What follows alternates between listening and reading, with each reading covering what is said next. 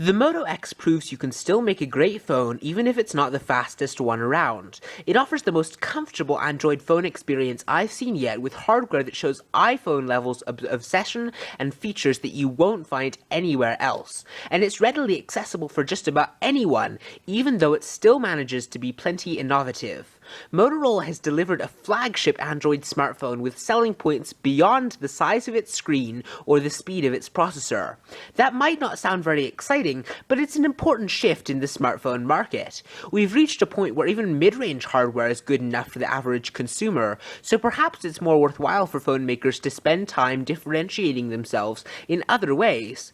Perhaps the most important thing about the Moto X is how it completely moves the conversation away from mere specs and toward how we actually use our devices. It's something new that other Android manufacturers haven't been able to do. Samsung has been dead set on making as many Android phones as it can and packing in ever bigger screens and faster hardware.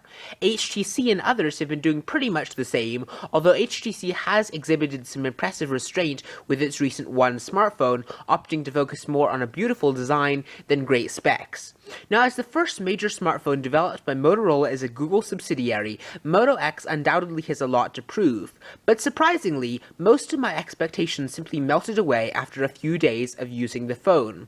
The display, even though it's not 1080p, is still fine. The specs are good enough. The camera is, it's decent. It'll get you by, and even the operating system, which isn't the most recent Android 4.3, but the more outdated Android 4.2, is totally fine as well.